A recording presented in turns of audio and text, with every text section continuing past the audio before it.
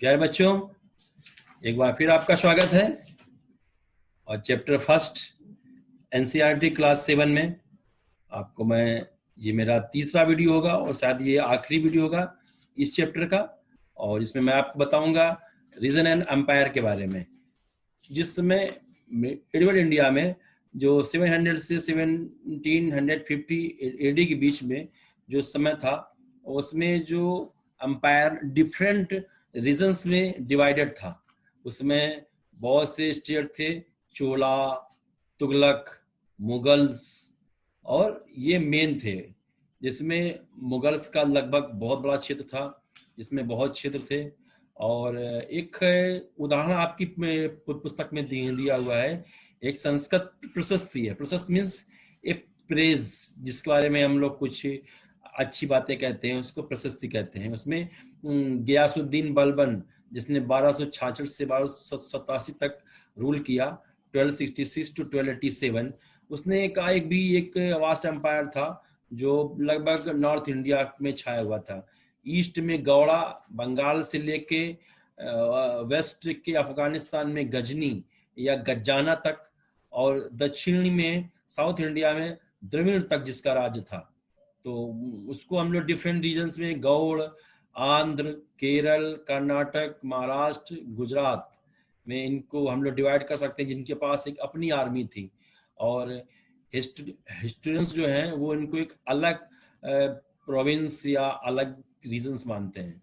आपकी बुक में ही मैप 3 में हम लोग देख सकते हैं कि मोहम्मद बिन तुगलक, जो तुगलक डायनेस्टी का तीसरा सुल्तान आप कह सकते हो, तीसरा सुल्तान था, उसका भी एक विस्तृत क्षेत्र था। उसका दिखाया हुआ है, जो उसका राज्य है वो 24 स्टेट्स में डिवाइडेड है। और वो 24 स्टेट्स में सिविस्तान, उच्छ, मुल्तान, कालानौर, लाहौर, समन, सरस्वती, कोहराम, हंसी, दिल्ली, बदायूं, कन्नौज, कड़ा, अवध, बिहार, लखनऊती, जाजनगर, मालवा, गुजरात, देवगिरी, तेलंगाना, तलंजी, द्वार समुद्र और मालाबार, ये 24 क्षेत्र में जो डिवाइडेड है वो आपके पुस्तक में दिया हुआ है। और ये पेज नंबर 9 में आप आराम से देख सकते हैं। तो ये छोटे छोटे राज्य थे और जो उसकी मोहम्मद बिन तुगलक के अंडर में थे। उसी में एक बॉक्स में आप लोग ध्यान से देखेंगे तो लैंग्वेज एंड रीजन का है दिया हुआ है। 1318 में जो प्रसिद्ध एक कवि थे, पोइट थे, अमीर खुसरो, मैंने आपको बताया था उनके बारे में। उनको हिंदी का फादर कहा जाता है, फादर ऑफ हिंदी कहा जाता है, क्योंकि उनके समय में ही हिंदी ने अपना मूल स्वरूप ग्रहण किया था। इनका जन्म आप मानिए कि 1253 पे हुआ था और 1325 पे इनकी डेथ हो गई थी। और इन्होंने करीब 10 लैंग्वेजेस का नाम दिया हुआ है। उस 10 लैंग्वेज में कौन कौन सी हैं? सिंधी, सिंध जो आज का पाकिस्तान है, सिंधी, लाहौरी, कश्मीरी, और द्वार समुद्री। द्वार समुद्री एक सदन कर्नाटक में थी। और तेलंगानी जो आप जानते ही हो, आज का जो तेलंगाना स्टेट है, गुजरी गुजरात की, मालाबारी तमिलनाडु, और गौड़ी बंगाल की लैंग्वेज। अवधी ईस्टर्न उत्तर प्रदेश, जो बड़ा पूर्वी उत्तर प्रदेश है। अवधी हम लोग जानते हैं, जो रामचरितमानस ग्रंथ है, जो हिंदुओं का पवित्र ग्रंथ है, वो अवधी भाषा में ही लिखा है गोस्वामी तुलसीदास ने। और हिंदवी जो अमीर खुसरो ने बताया, वो दिल्ली के आसपास का क्षेत्र है। और अब अमीर खुसरो ने ये भी लिखा है कि संस्कृत जो है वो किसी क्षेत्र या रीजन की भाषा नहीं है, उसको बहुत प्राचीन भाषा तो है, लेकिन उसको सामान्य जनता, कॉमन पीपल उसको नहीं जानते, केवल ब्राह्मण इसको जानते हैं, क्योंकि वहीं तक सीमित हो गई ये भाषा। और उसके साथ साथ 700 करीब इसमें रीजन्स हैं, जिनकी डिफरेंट जोग्राफिकल डायमेंशंस है, जो उनके डिफरेंट लैंग्वेजेस हैं, कल्चर कैरेक्टरिस्टिक है, ये स्पेसिफिक रूलिंग डायनेस्टी है। इसमें इंपॉर्टेंट मैंने आपको स्टार्टिंग में ही आज बताया, चोल, खिलजी, तुगलक, मुगल, और ये एक प्रकार से मेन डायनेस्टी थे जिन्होंने एक एम्पायर बनाया, पैन रीजनल, जो पूरी इंडिया तक पूरा स्पान करता है। तो ये मेन हुए इसमें, क्योंकि इन्होंने एक सोशल पॉलिटिकल चेंजेस इंडिया के अंदर लाए। और मुगल अंपायर तो हम लोग जानते हैं 1526 में जो पानीपत का फर्स्ट वार हुआ था, उसमें बाबर ने इब्राहिम लोदी को डिफीट कर दिया था, हरा दिया था, और एक बड़े मुगल अंपायर की एक नींव रखी थी जो करीब बाद में 300 साल तक चला। तो उसने एक इंडिया को एक बड़ा स्वरूप दिया, बहुत सी चीज़ों को बनाया उसमें। तो ये मैंने आपको बात बताई इसके बारे में। अब मैं आपको अगले टॉपिक बताऊंगा, ओल्ड एंड न्यू रिलीजन्स, क्योंकि रिलीजन्स और बहुत इंपॉर्टेंट टॉपिक है, और पूरे वर्ल्ड में रिलीजन भी एक गवर्निंग फैक्टर रहा है। गवर्निंग फैक्टर मतलब जो प्रशासन को या एडमिनिस्ट्रेशन को रूल आउट करता है, चलाता है, नियंत्रित करता है। तो हम लोग भारत में जानते हैं कि भारत में तो वैदिक धर्म सबसे प्राचीन धर्म है, और भारत ही नहीं पूरे विश्व में जो वैदिक कल्चर है, वैदिक टेक्स्ट है, ओल्डेस्ट कल्चर है। और वेद, पुराण, ब्राह्मण, आरण्यक, उपनिषद, ये ग्रंथ वगैरह है। तो ये मैंने आपको यद्यपि किताब में नहीं दिया है, लेकिन फिर भी मैंने आपको एक संदर्भ के रूप में बताया। तो इसके पहले लेकिन जब, और संस्कृत टेक्स्ट हैं मेनली रूप से, संस्कृत के जो है मूल ग्रंथ हैं, और उसमें इनको बनाने वाले ब्राह्मण ज़्यादा है तो उनको सम्मान मिला जाता था, और राजाओं के संरक्षण में रहते थे। तो उसको एक जो बहुत हिंदू धर्म की ग्रोथ हुई, और संस्कृत भाषा में इनके टेक्स्ट हुए।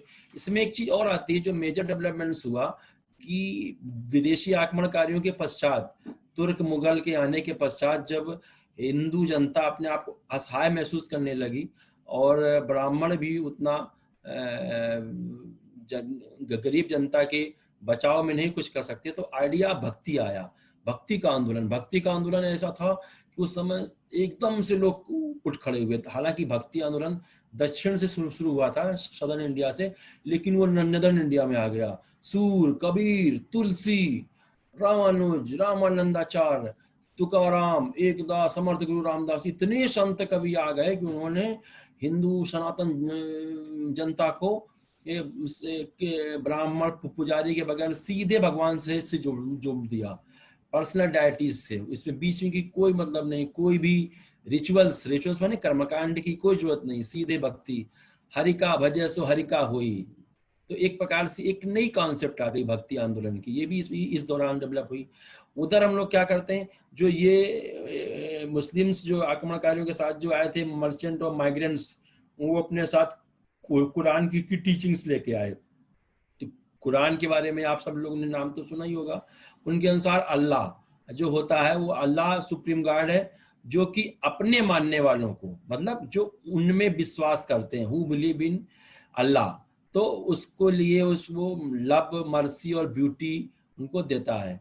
तो बिना किसी सामाजिक पृष्ठभूमि के, सोशल बैकग्राउंड के, भेदभाव के, तो ये उन्होंने बताया इसमें। और उसमें कुरान के ही प्रसिद्ध ग्रंथ है, उसमें भी हालांकि शिया और सुन्नी का डिफरेंस पाया जाता है। सुन्नी वो होते हैं कि जो मोहम्मद साहब को ही फॉलोअर मानते हैं उसमें, और अथॉरिटी ऑफ अर्ली लीडर्स को खलीफा कहते हैं, और खलीफा को उसमें मानते हैं, ठीक है। और जो शिया हैं, शिया के बारे में जो मोहम्मद जो प्रॉफिट हैं, उनके सन इन लॉ दामाद को मानते हैं, जो अली थे उनको मानते हैं। तो इनमें इस प्रकार से और भी डिफरेंसेस हैं, हनफी हैं, साफी हैं, और ये भारत में और भी हैं, बहुत सारे हैं, जो इसमें भी मुस्लिम्स में भी बहुत डिफरेंट सेक्ट्स हैं। तो ये मैंने आपको बताया कि बारे में ये कैसे कैसे हुआ। अब हम नेक्स्ट टॉपिक में आपको डिस्कस करेंगे कि टाइम पीरियड्स कैसे होता है, टाइम पीरियड्स को हिस्टोरियंस कैसे देखते हैं। ये टाइम पीरियड ऐसा नहीं कि आया चला गया, जैसे हम लोग आए खाए पिए सो गए, नहीं। हिस्टोरियंस जो होता है हर टाइम स्केल को बहुत क्लोजली वॉच करता है, वो देखता है कि हाँ इसका क्या महत्व है। जैसे मैंने आपको बताया, कुछ जियाउद्दीन बर्नी के टेक्स्ट 1971 में पढ़े गए, जबकि बहुत पहले के लिखे, उन्होंने 1356 में लिखा। मैंने आपको बोला 14th सेंचुरी के राइटर थे वो। तो ये जो टाइम होता है रिफ्लेक्ट, चेंज को रिफ्लेक्ट करता है सोशियो इकोनॉमिक ऑर्गेनाइजेशन में, और कैसे कैसे सोसाइटी ट्रांसफॉर्म करती है, आइडियाज कैसे ट्रांसफॉर्म होते हैं, बिलीफ कैसे ट्रांसफॉर्म होते हैं। इस प्रकार से उसको लार्ज सेगमेंट्स एंड पीरियड्स में होता है। तो जो आते आते जो 1850 के around, middle of the 19th century, British historians ने क्या किया कि इंडिया की हिस्ट्री को 3 पीरियड्स में बांटा, हिंदू, मुस्लिम एंड ब्रिटिश। मोटा मोटा आप कह सकते हैं जैसे ancient India, medieval India and modern India. Ancient India Hindu and medieval Muslim and modern you can say A part English British period.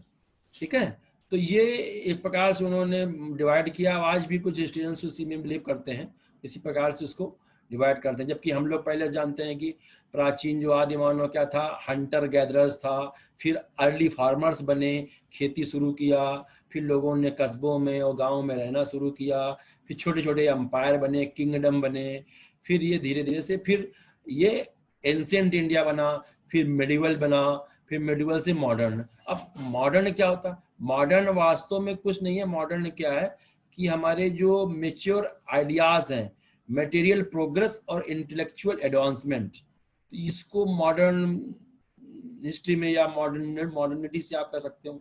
तो इतना तो आप कह सकते हैं कि जो मिडिवल हिस्ट्री हम लोग ने अभी मैं आपसे क्या बताया कि 8th सेंचुरी से लेकर के 18th सेंचुरी के भी का जो समय कहा गया वो मिडिवल कहा गया।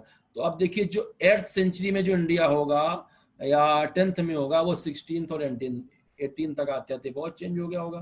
तो ये टाइम जो होता है ना, टाइम और चेंज साथ साथ चलते हैं और हिस्ट्री में इनका बहुत ही इंपॉर्टेंस है। तो ये जो 1000 ईयर्स का मैंने बताया कि ट्रेसिंग चेंजेस इन 1000 ईयर्स में, तो इस सब कॉन्टिनेंट मतलब भारत, पाकिस्तान, नेपाल, श्रीलंका, भूटान, बांग्लादेश जो ये हैं, तो इसमें बहुत से चेंज रिफ्लेक्ट हुए 1000 ईयर्स में।